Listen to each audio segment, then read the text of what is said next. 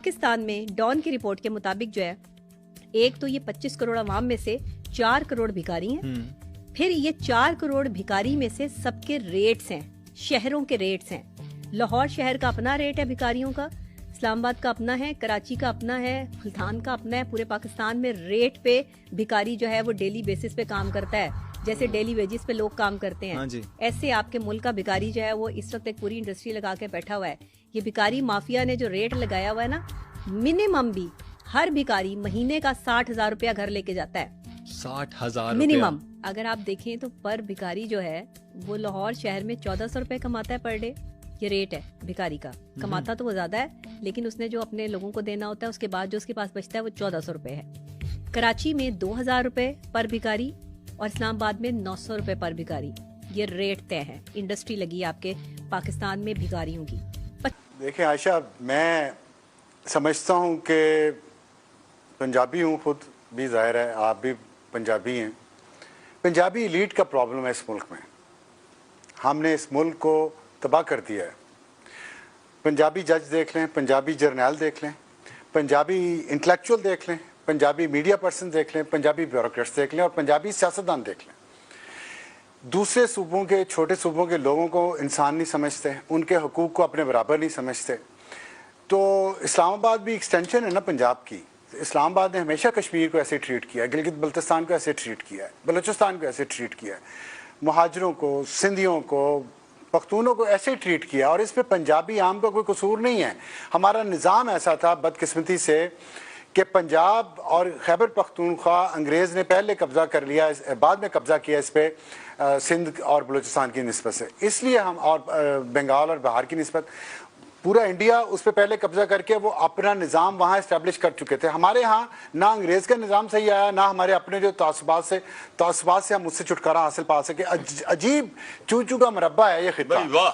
और हमारे जो आज़ादी के बाद जो हमारे हुक्मरान आए हैं, उन्होंने इसमें, बहुत शुक्रिया हसन निसार साहब, उसमें उन्होंने मसाला मजीद डाला। वो अपने आप को गोरा समझना शुरू हो गए। उन्होंने सोचा कि गोरा तो चला गया है, अब हम गोरे हैं। और इस्लाम के नाम पे मुल्ला को साथ मिला के वो हालत की है इस मुल्क की, वो हालत की है कि आज हमें कोई भीख भी नहीं देता। क्या करें हम, क्या करें? और बस नारे लगवाए जाओ। और वो, मुझे एक दोस्त हैं, मैं उनसे एग्री नहीं किया करता था, लेकिन अब मेरा दिल करता है मैं उनसे एग्री कर लूँ। वो कहते थे कि हम मुगलों के हाथियों के सामने भंगड़े डाला करते थे और अब आके लैंड क्रूजरों के सामने भंगड़े डालते हैं। ये है हमारी पूरी तारीख। तो ये हमारी पूरी तारीख है। इसमें आपकी नजर उतारूंगा मैं मजाक नहीं कर रहा। हम नहीं बना सकते, हम पीटेंगे सिर्फ तारीख को। हसन साहब ने कुछ कहा है। मैंने कहा मुझे अफसार आलम का, मैं वाकई मजाक नहीं कर रहा, यहाँ बैठ के नजर उतारूंगा। इंटेलेक्चुअल इस तरह देखते हैं चीजों को। भी बड़ी वाह वाह कर रहे थे, मैंने कहा आप बड़ी शेर व शायरी से मुतासिर हो रहे हैं अफसार साहब की। और नहीं, शेर व शायरी नहीं, यही तो हकायक हैं। हम तो अमी तजिया निगार, क्या तजिया निगार, कसाईयों की तरह पुट की बोटी बोटी, चाप की बोटी। This is the way, this is called intellect. चीजों को इस तरह देखना ये नायाब है। सुभान अल्लाह। तो जो ताकतवर है, बदकिस्मती से अब भारत इतना ताकतवर हो चुका है कि आपने देखा कि किस तरह से मिडल ईस्ट में और सऊदी अरब में जो है मोदी का इस्तकबाल किया गया। यहाँ तो खबरें नहीं आने देते हैं, लेकिन अगर आप देखें तो हमारा वजीर आजम जाता है तो उसको कोई मामूली कोई ब्यूरोक्रेट लेने के लिए आ जाता है, और मोदी साहब जब जाते हैं तो उसको हवा में ही उसके साथ जो है जिस तरीके से प्रोटोकॉल मिलता है वो दुनिया में किसी को और नहीं मिला है।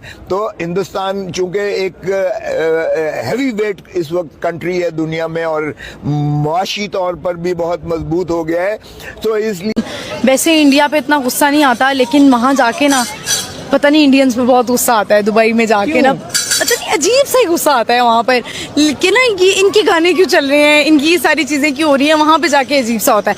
खैर छोड़ें, वो एक अलग बात है। मैं अपना होती है ना, हम जैसे लोग शायद सरों पे दुपट्टा नहीं लेती हैं, हम जैसे लोग नकाब नहीं करती। ये क्लास के लोग होते हैं ना, मिडिल क्लास, या थोड़ा हमसे, मैं खुद मिडिल क्लास की हूँ, या हमसे जो नीचे होंगी, इनकी माएँ कहती है नहीं सर ते दुपट्टा लै, नहीं इंज कर, नहीं तेरा दुपट्टा कि थल्ले जा रहा है, उत्थे जा रहा है, अपने आप में लपेट। ٹھیک ہے, ایک عورت نے مجھے کہا میں اپنی بچیاں آج نہیں لے کر آئی کیونکہ مجھے لگ رہا تھا کہ شاید آج مردوں کی انٹری ہے, اور مجھے اب ریگریٹ ہو رہا ہے کہ میں اپنی بچیاں لے آتی کہ آج تو مردوں کی انٹری نہیں ہے. وہ اپنی بچیاں گھر چھوڑ کر آئی. اکنومی چاہیے یا پھر کشمیر چاہیے؟ ایک ہی جواب دینا آپ نے, اور جواب تھوڑا سوچے سمجھ کے پھر مجھے جواب چاہیے, اکنومی یا پھر کشمیر. پاکستان کے پوری سینیریو کو اپنے دماغ کے اندر گھمائیں, اس کے بعد مجھے آنسر دیں. آٹا نہیں مل رہا, آٹا نہیں ہے. اگر دیکھ لیا جائے, میں تھوڑا رسپونڈ کروں گا, پاکستان میں کشمیر سے بدترین حالات ہے. پاکستان میں اس وقت اگر ایک سائڈ پہ دیکھا جائے سر, ایز اے ہول وہ تو ہمیں دکھائی نہیں دے رہا ہے جو ہو رہا ہے ہمارے ملک کے لوگوں کے ساتھ. ایز اے ہول اگر دیکھا جائے تو کشمیر, ہم کشمیروں کے لیے انڈیا کے لوگ بہترین ہیں, جو ان کو انہوں نے اپارچونیٹیز دی ہے, جو کو پروموٹ کر رہے ہیں یار, جو بیسک کموڈیٹیز ان کو پرووائڈ کر رہے ہیں, تو یہ ہم میں نہیں مل رہا ہے یہاں پر. تو میں کہہ رہا ہوں اکنومی فی الحال